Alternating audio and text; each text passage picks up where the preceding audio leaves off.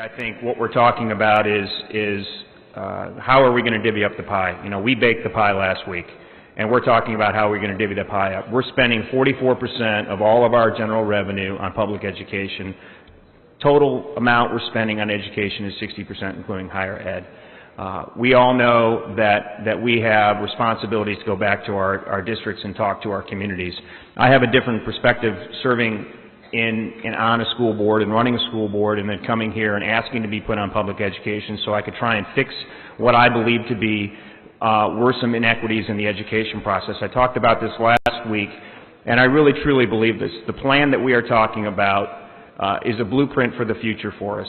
It lays the foundation for us to be able to create equity in education to satisfy what Chairman Oliveira was talking about. This bill does that. This bill absolutely does that.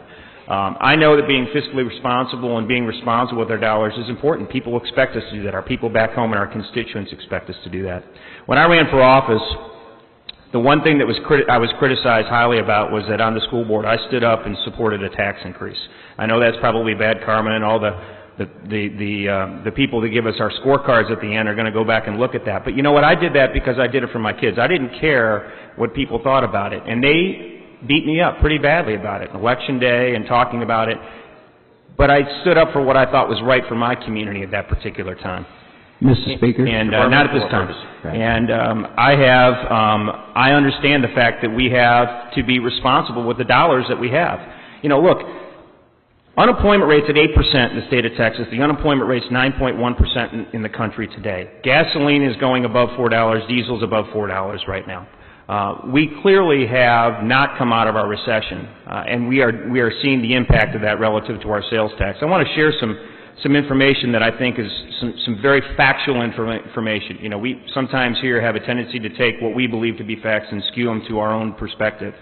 There's 1,029 school districts in the state of Texas. 62 have an M&O rate below $1. 691 have an M&O rate of $1 to $1.04. 56 have a rate between $1.05 and $1.16, and 218 have a rate at $1.17 and above. There are districts out there that can go out and help themselves. This legislator gave them that ability to do that in 2006. Some of them chose not to. I was on a school board that made the decision to do that.